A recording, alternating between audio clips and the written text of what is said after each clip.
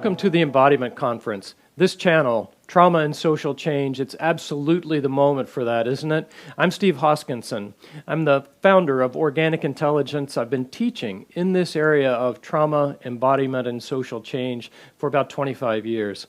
It's an honor, really, for us to be sponsoring this channel where we're going to hear a multiplicity of voice, all unique contributors to our collective understanding of how to move from trauma and support then social change.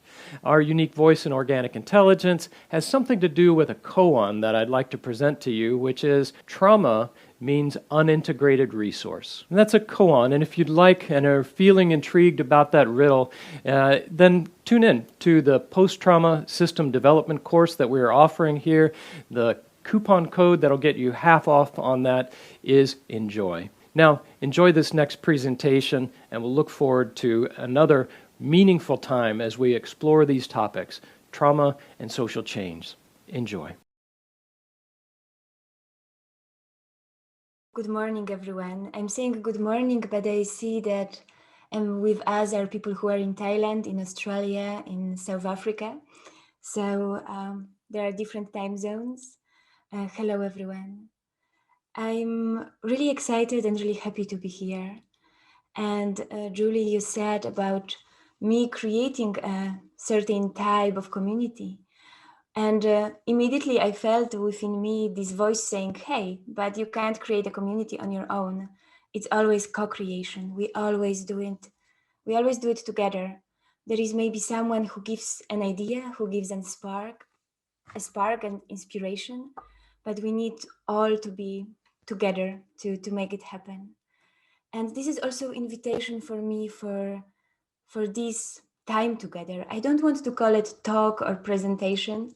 For me, it's meeting together with human beings whom some I know, some I don't know yet, and create this healing experience for each other for these 55 minutes. And when I say create a healing experience, this comes from the core of approach I believe in, that healing community is not something that is gated, that it's not something that is separated from life. It's not like a retreat from life. It's something that can happen in every moment, in every situation where we arrive together as beings, also as human beings.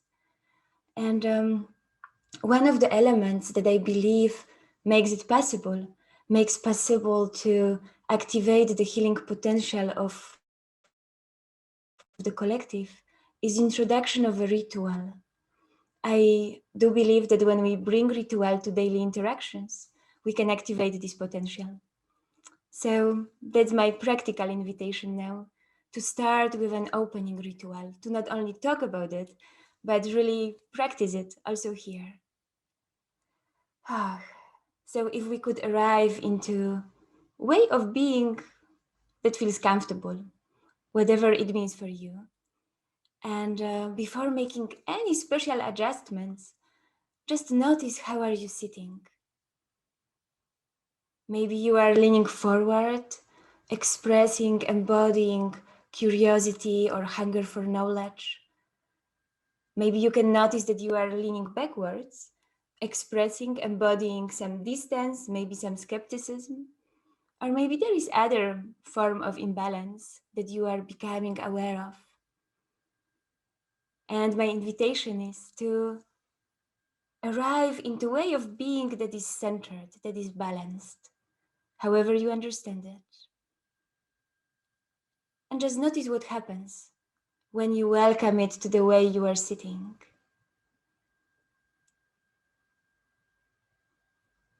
And then I invite you to become aware of your emotions and notice if you are leaning towards one emotion specifically. And what would happen if you invited your emotions to align towards a middle way, towards middle path?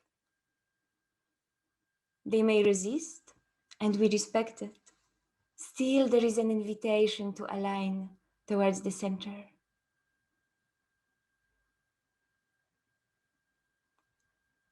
And then I invite you to become aware of your thoughts. Is there one thought that you are leaning towards, that is maybe more present, stronger in your inner experience? And what would happen if you invited your thoughts to align along the middle path, along the middle way?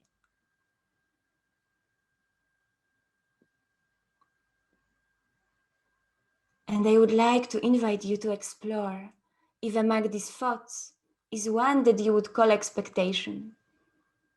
Expectation towards this time together, maybe expectation to yourself, or what will be happening after. And if you notice expectation, notice where in your body is it happening.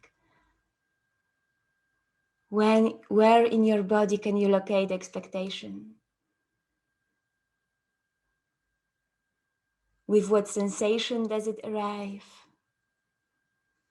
For me, that's for sure in my belly, that it's tingling a little bit, becoming wobbly. And I would like to invite you to do what I am doing, to take your expectation into your hands and just observe it. My expectation is pretty big and heavy and shaking a little bit. How is your expectation? How is it to look at it? And what would you like to do with an expectation? If you would like to hand it to me so I can fulfill it, I'm rejecting, saying no.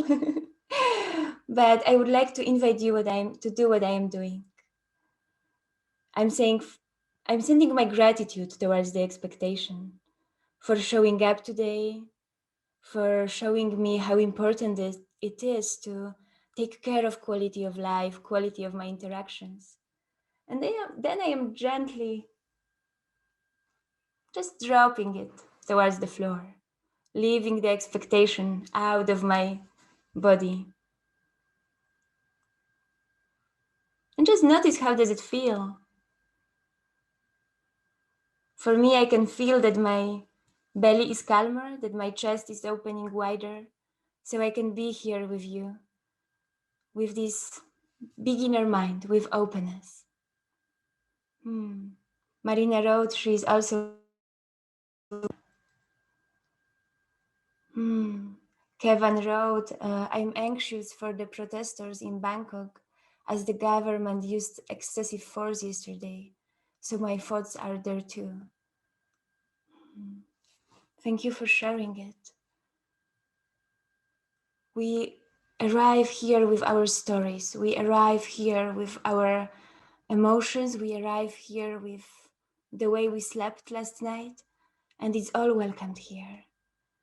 And seeing each other the way we are, it's probably the most challenging aspect of creating a community.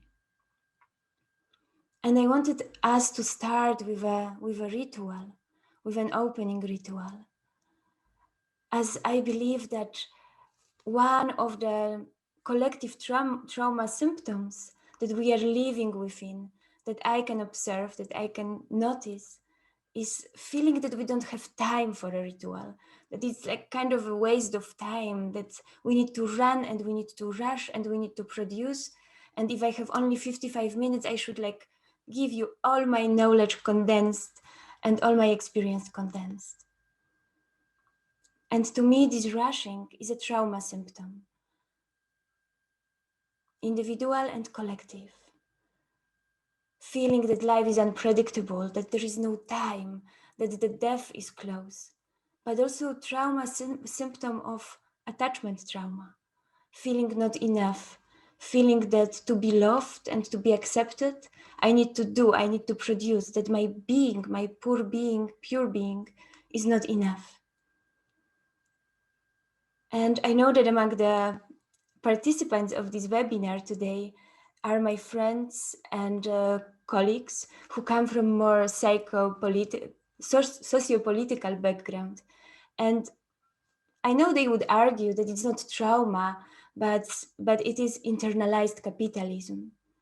And my argument would be what capitalism is, if not trauma response of children who feel not enough, of children who feel that they can be loved only when they produce, do, grow, expand. And in the same time, children who either lived through or inherited this belief that safety comes through material being, comes through sacrificing our emotional part. And at this moment, I also wanted to invite Julie to observe the chat, and if there is something you would like me to you think is worth bringing towards our common space, and I may miss it, I would like to make it happening. As the another aspect of healing collective and individual trauma that we can activate in every moment when we arrive as human beings is co-creation. As another symptom of collective trauma is separatedness, at least the one I can observe. Separatedness that comes also through hierarchy. And I am appearing here as a presenter, so maybe you expect me to offer something, to be in charge, to be in control. And co-creation is invitation to vulnerability and invitation to healing in the same time. So if you have any questions, if you have any comments, please put them to question and answers box. Please don't be afraid to write them in the chat. And if you are here with me in this room, raise your hand. I will be very happy to hear your voice. Hania, there is a question in the chat. Okay. So it's how do you recover from experiences in communities and learn to trust community again? So we're talking about creating communities, but what if one has had a negative experience, for example, institutionalized sexual abuse? Is there a way to help someone reintegrate and safely enter into a new community? It's a beautiful question. The way I would answer it, and part of communities that my answer is just one of many options. So what I would always propose is to listen to many voices, as the collective intelligence lies in us sharing this knowledge. But my experience and my understanding is that comes actually from somatic experiencing, from one of the trauma therapy methods. And one of the things that somatic experiencing is proposing is tintration. I'm sorry, I never can pronounce this word correctly, but I'm able to explain it. It's the word itself comes from chemistry, that when we have two substances that have explosive potential, we add one to another by little drop and wait for this little drop to integrate. We never go fast, we never just expect too much, we never act fast.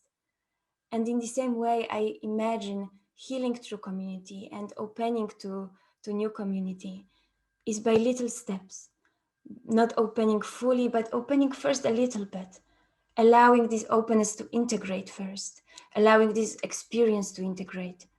And maybe not starting again with another institution or another big collective, but starting with one human being that becomes a community.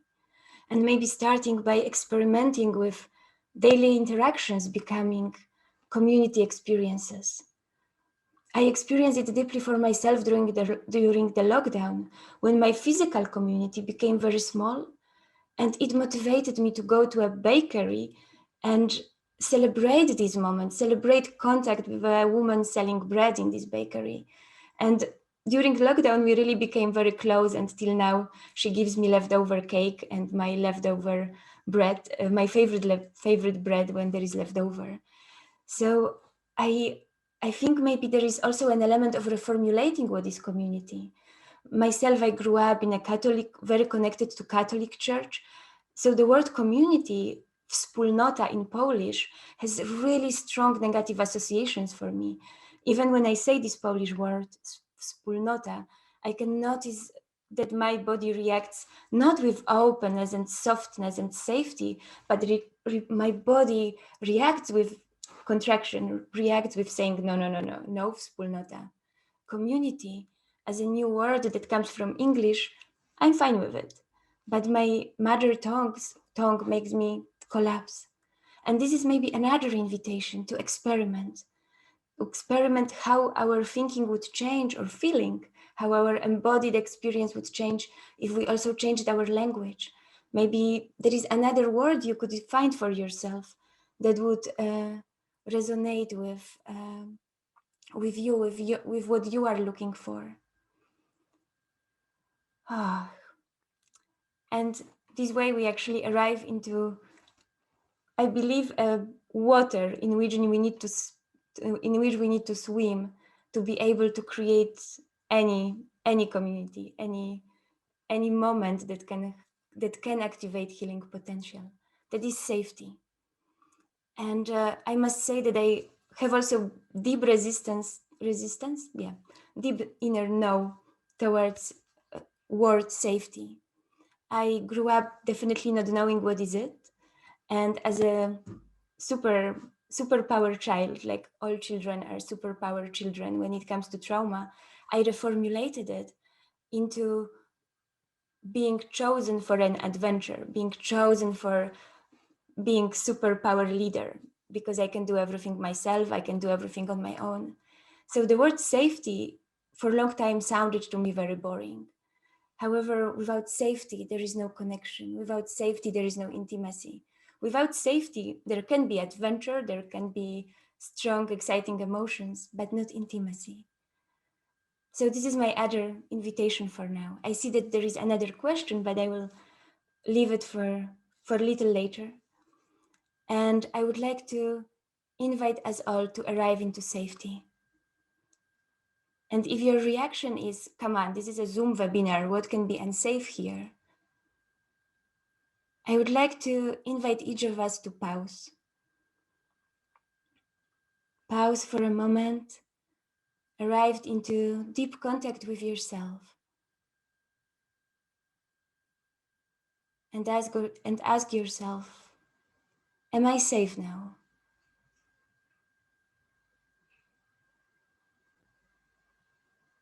What manifests in my body when I hear the word safety?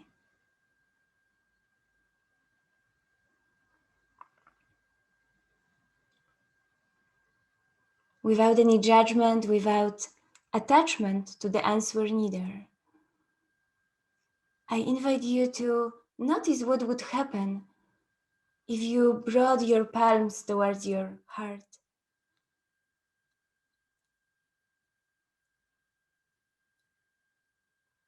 Just notice what's happening. How are you reacting to touch?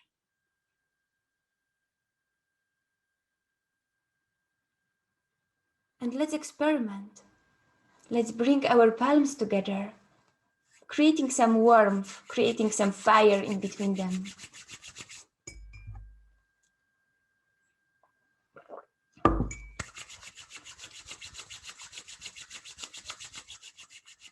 And let's pause for a moment and just notice the temperature in between your palms. Maybe bring them in a little distance from each other so you can also feel your presence in between your palms. And this time, I invite you to bring palms to this part of the body that is feeling maybe a little wobbly, that is experiencing some gentle trembling or maybe discomfort. The way that you would bring palms to a body of someone you love.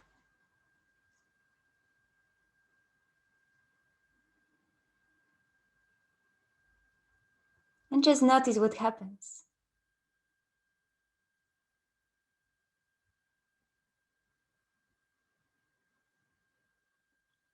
And notice what would happen if you added also sentences of self-compassion, language of self-compassion.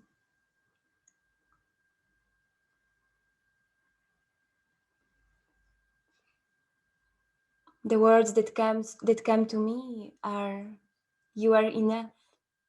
I love you. Your words can be different. You are all muted. Maybe you can try saying it loudly. And how would it feel to hear yourself speaking with compassion?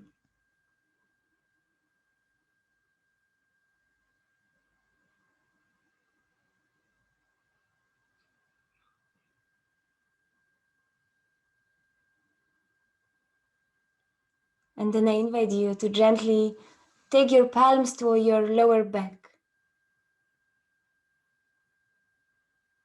offering yourself support, pressing against your lower back.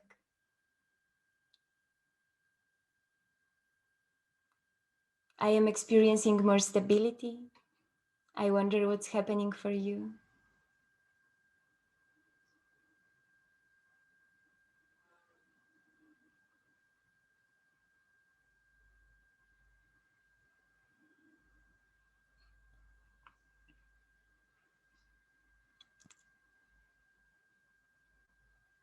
And as our palms are so important, but also so important in building connection and building intimacy, creating safety, I would like to release them now.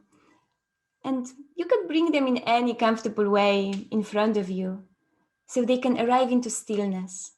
For me, is resting them on my knees. For you, it can be something different.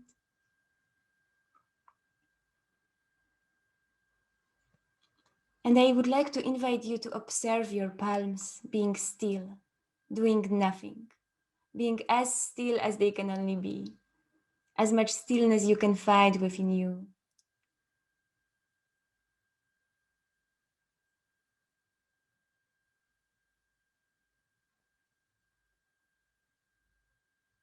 Appreciating that doing nothing is perfectly fine, that your being itself, that your palms themselves are enough, are a miracle of life.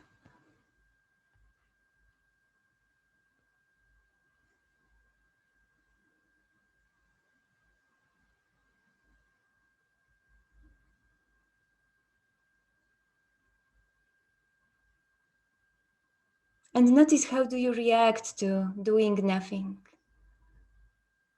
To seeing your palms being still, not producing anything, not writing, not typing, not scrolling.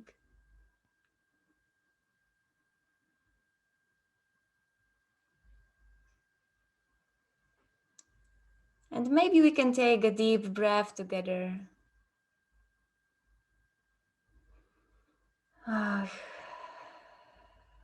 Taking some of this stillness, some of this feeling that being is a miracle with us towards the rest of our meeting today, towards the rest of our time together.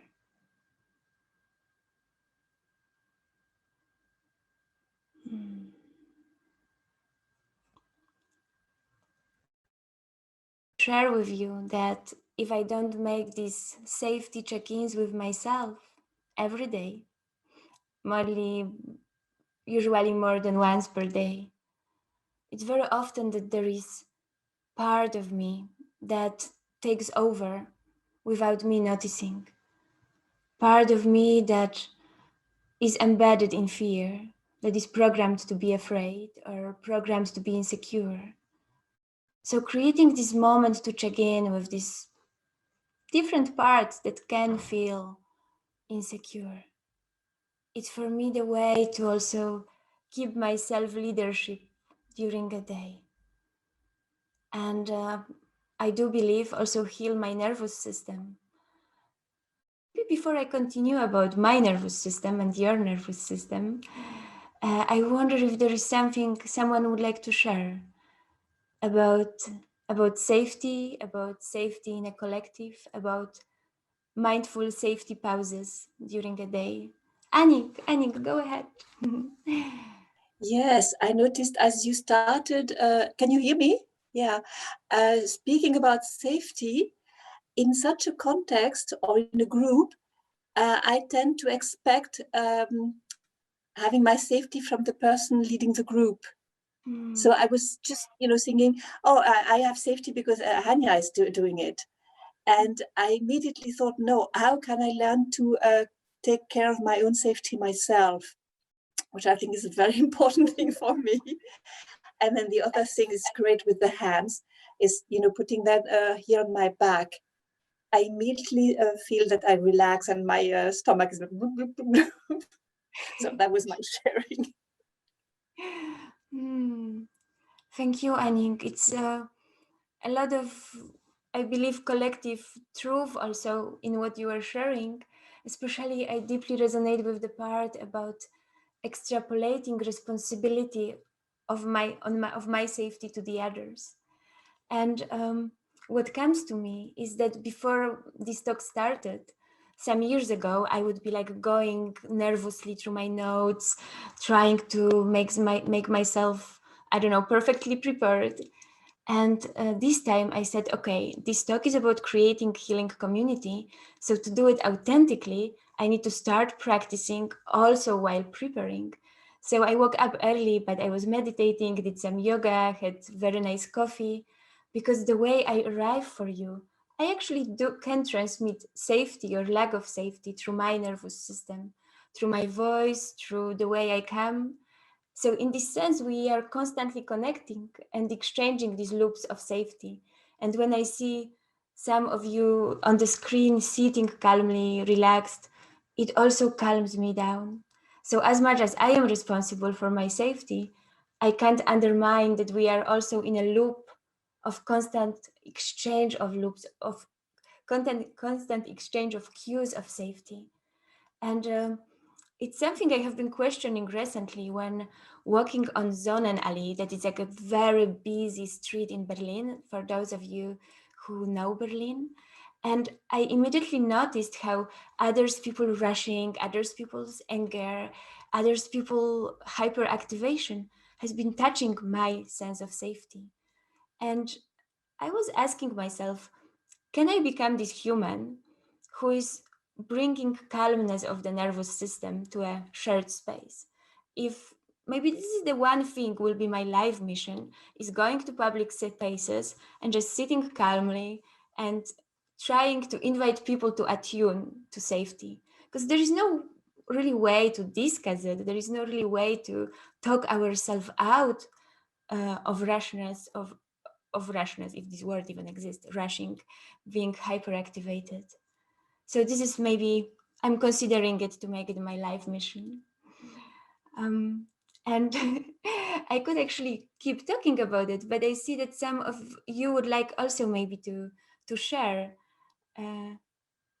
Or I see also questions in the question and answers box. Maybe that's time to look at them as well. Okay, there is one more question. Mm-hmm. How do you keep your confidence to trust in the process of offering a co-creation space when this is so different to so many of our systems and the way so many things work in our society? It's a beautiful question. Before this talk started, I told the hosts that I have these confidence feathers behind me that are this symbol for me of confidence. Don't ask me why, but they really give me this confidence. I can actually put them on to feel to feel different.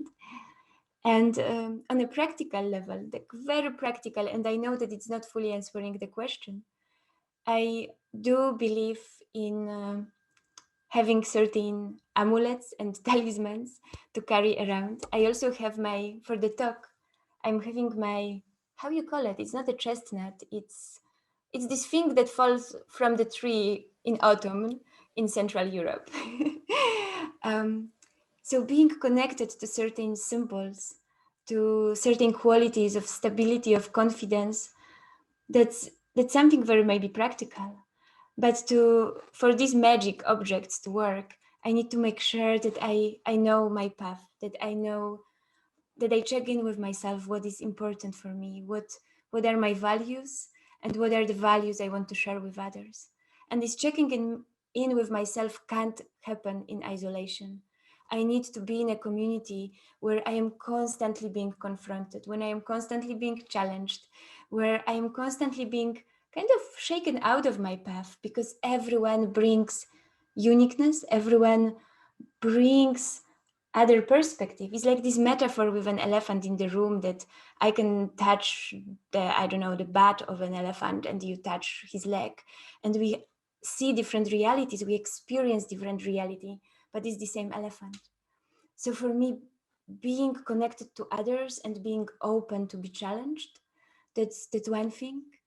And definitely having that little tribe around me that shares my values. So when I get shaken, when I get disturbed, when I get shoot out of my window of tolerance, I have this tribe around me that supports me. As human beings, we developed in tribes.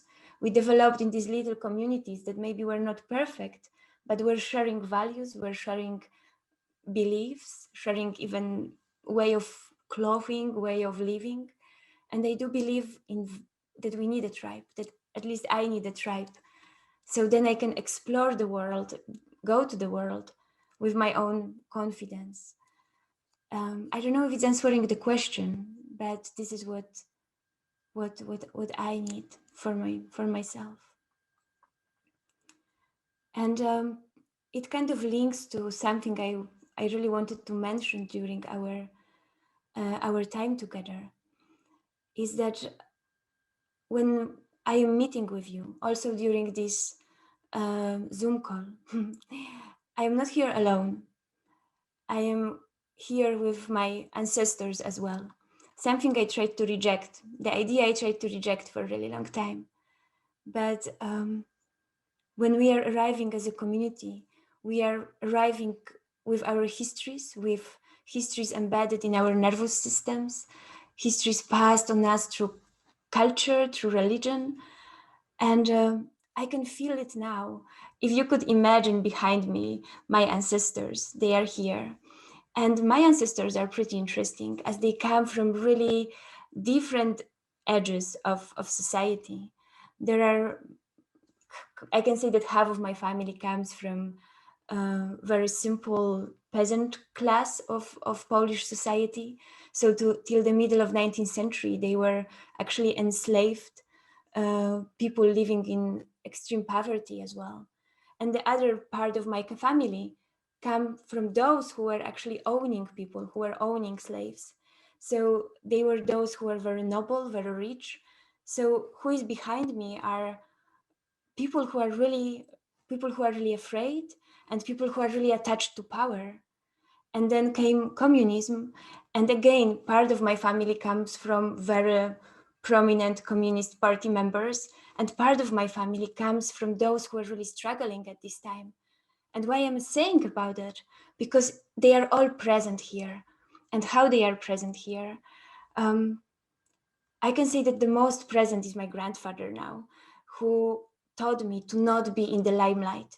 He learned it in a communist party, that you can't show, that you can't show your truth, that you can't be in the spotlight because it's dangerous, that you need to be close to power. So preferably make some association with someone powerful, but don't make yourself be this person, because it's very easy to lose everything.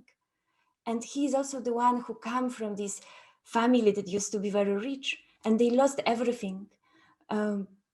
They lost everything overnight, literally. So there is wisdom in his teaching. But before I am able to come and speak in front of you, I need to heal my past. I need to allow my ancestors to calm down and trust in me. And I know I sound a little maybe strange for a Western person to speak, but it's something I deeply, deeply believe to be true. I don't have time now to read the comments, but I'm also really curious. So if you don't mind, I will pause and do so. Matthias is asking, Hania, can I share also about peace from within? Is Matthias with us here? For me, it's super fine when Matthias shares with us. I would love him to share. Ken wrote. Yes, I can unmute you, Matthias, if you would like to switch your microphone on. Ah, even better like that. Matthias? Matthias, are you with us? Okay, I'm... Then maybe later. No worries. Yeah, I'm guessing he's just come in as a panelist. So Matthias, if you would like to say something now, you're welcome.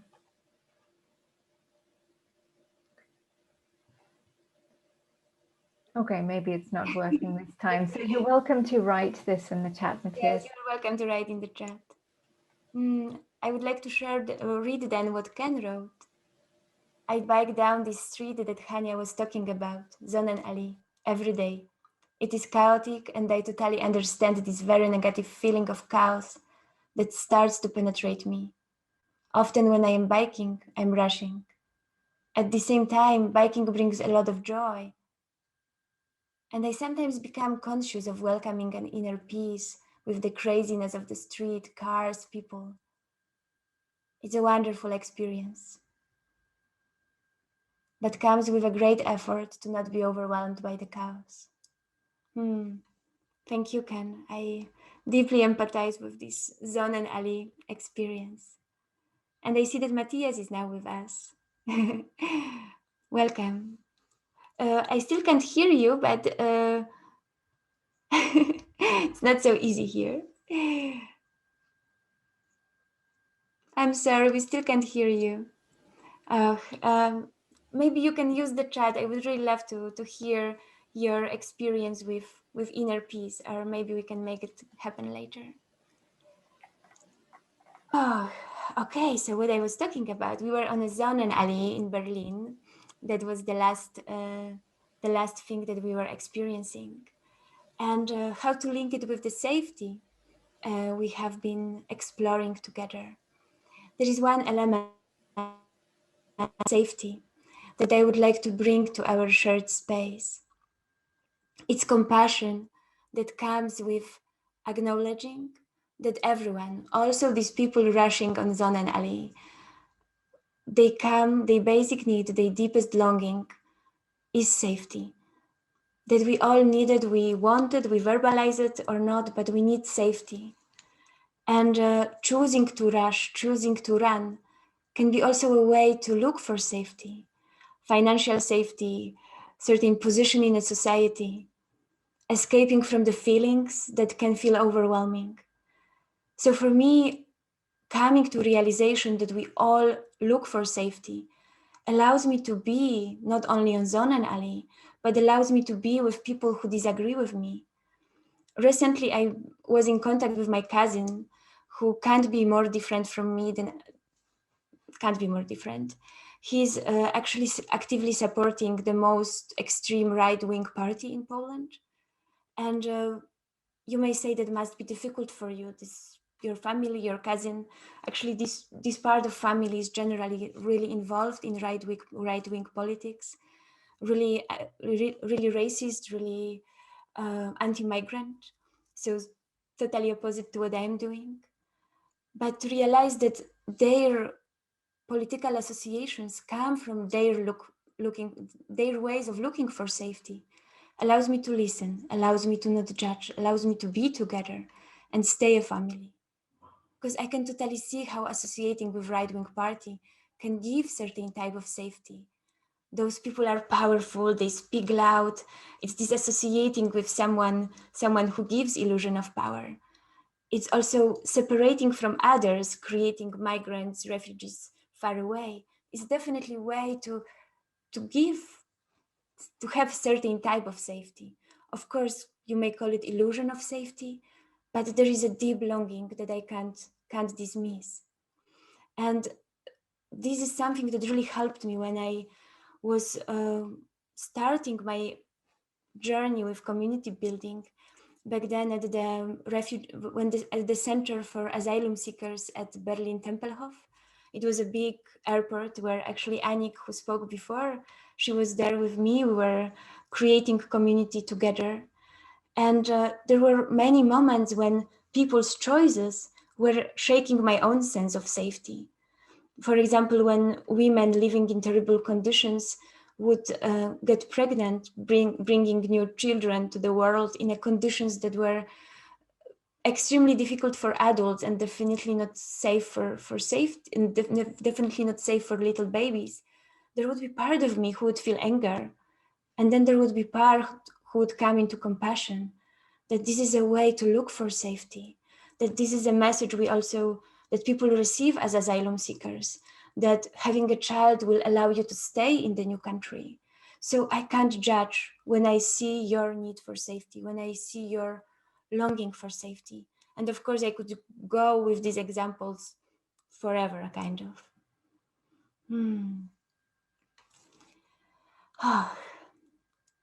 And bringing this example of compassion, bring me to another aspect of community building that has potential of activating individual and collective DNA. And it's actually rooted in the word healing itself.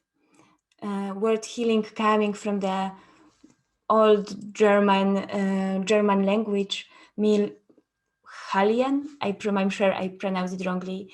And you are a linguist. I'm sure you could know it better. But Halian, it's a Proto-Germanic language where the word healing comes from. And Halian, meaning to make whole. So healing is to make whole. And I would even maybe reformulate it a little bit, is to not only to make whole, but to see as a whole, is to see wholeness. And wholeness, first of all, for myself. So welcoming my wholeness, welcoming my shadow and my light, and seeing the other being in his, her, their wholeness. Also someone I deeply disagree with, also someone I am deeply disconnected from on the cognitive level. Seeing this inner wholeness, the wholeness of being, is healing.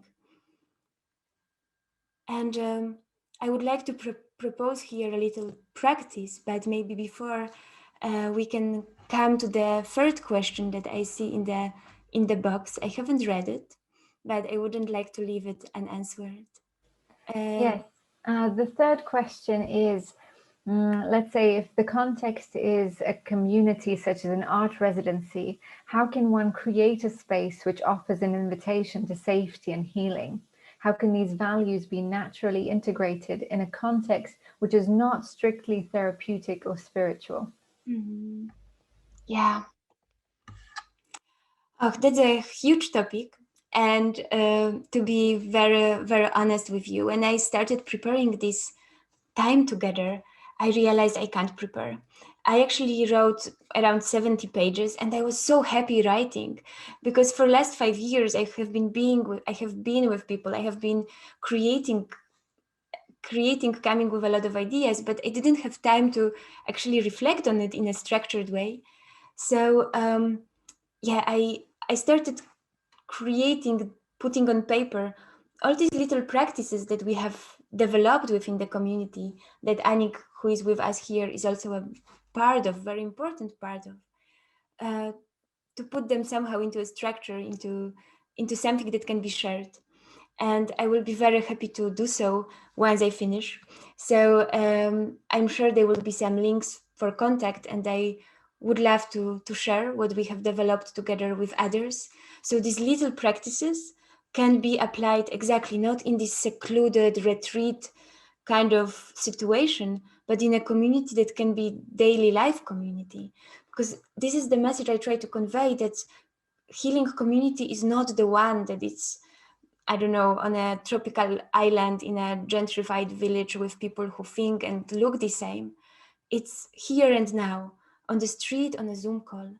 And I would like maybe now just to share one slide that I prepared for today, as this is kind of boiling, maybe giving a general overview of where I'm heading towards. Okay, so now it comes a stressful moment of sharing the screen. Can you see it? Yes? Okay, wonderful. So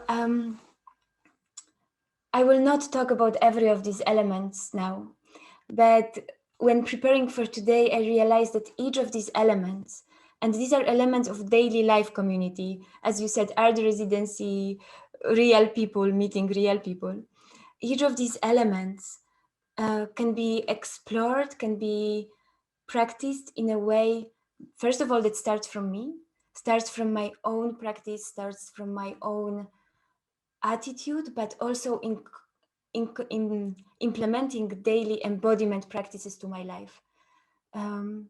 Then can be kind of expanded towards creating some practices that are shared, but each of them is like a practice that takes time to develop.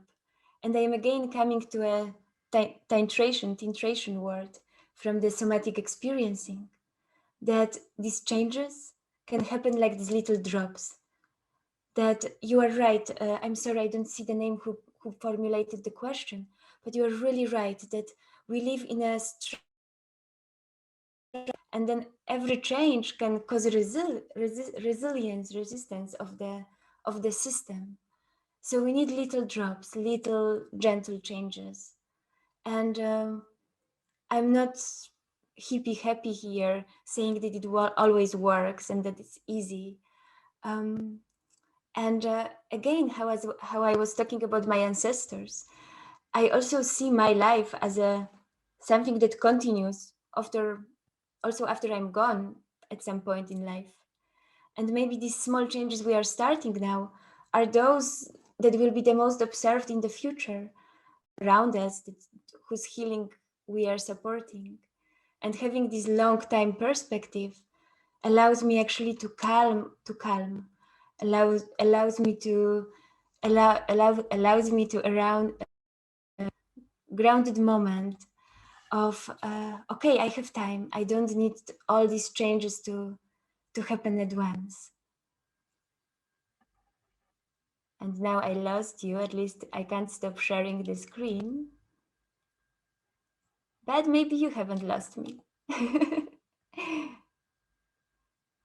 Can you? Are not really. Yeah, we'll be able.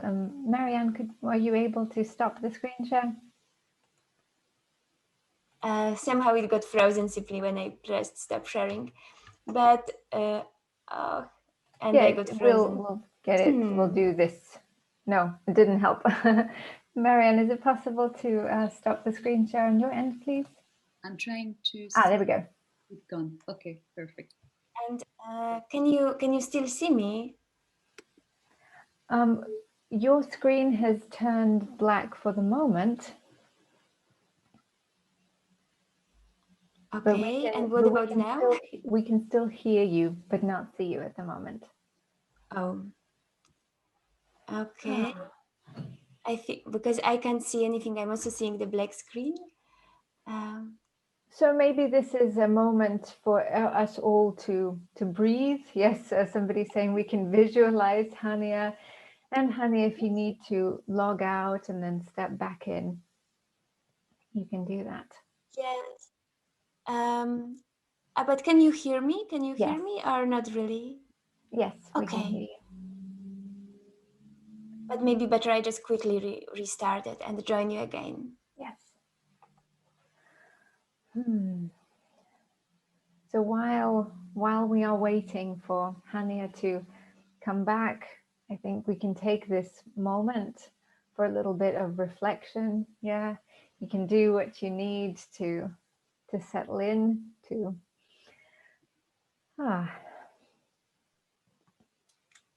feel how you're sitting, whether you need to change anything or not. Yeah. Welcome back. Welcome back. So I need to add one more element to my slide, that it's self-compassion and compassion. I noticed when my screen got frozen that this is what is missing. It's self-compassion. And as we are arriving also towards the end of this time together, I would like to come back to what we said at the very beginning that it's a need for ritual. And I would like to invite us all also to close with a ritual, with a closing ritual, so we know that's the end and we can safely detach from one another and also integrate these little elements that we shared. So let's arrive again into a comfortable way of being. And as we have been exploring our palms today, I invite you to come to contact with your palms again. First, noticing what is the temperature of your palms. And notice if you can find part that feels cold or colder than the other parts. And part of your palm, area of your palm that feels warmer.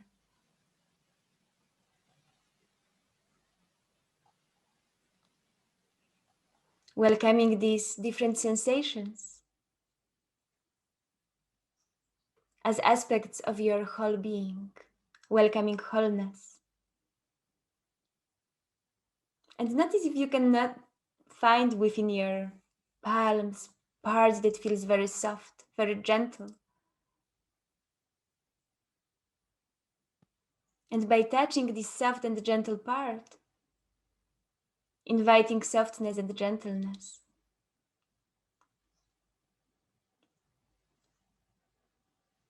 And notice if there is part of your palm that feels strong, maybe rough, maybe a little harsh.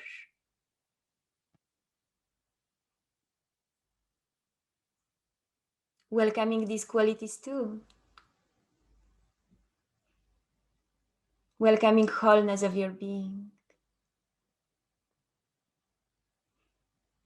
And then allowing your palms to rest in any comfortable way or keeping them moving if you please. I invite you to become aware of your inner landscape. Notice what is moving within you.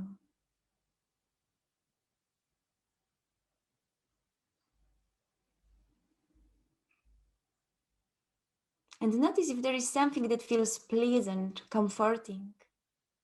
Bring your awareness to these aspects that are pleasant, comforting, light.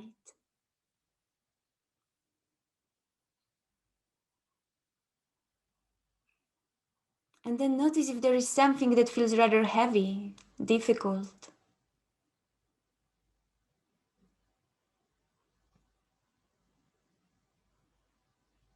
Welcoming it as well. Welcoming wholeness of your being.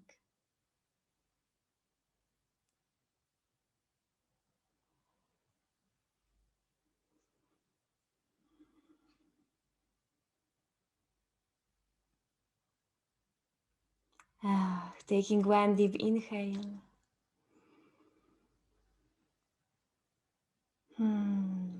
Inviting fresh air to every cell of your body. Exhaling, letting go of everything that doesn't serve you right now.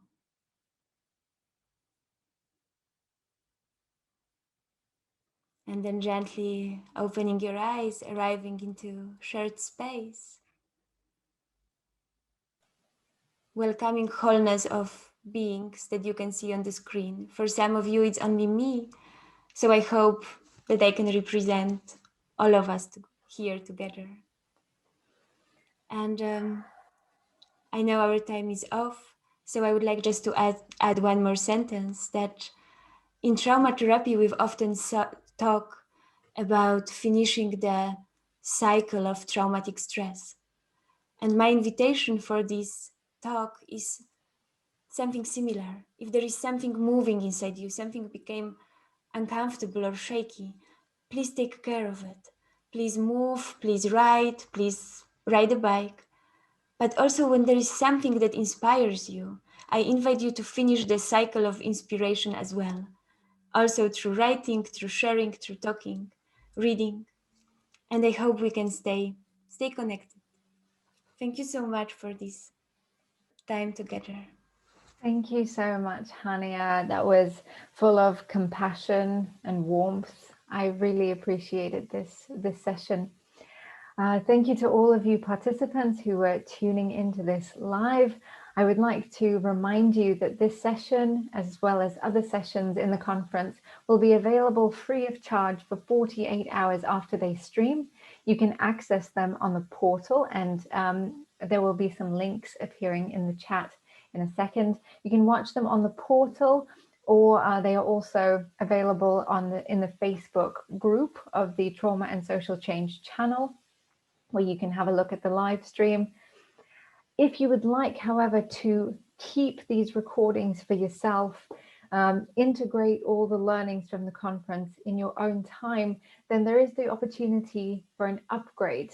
An upgrade is where you purchase access to all the videos, all the sessions, either in one channel or in the whole conference.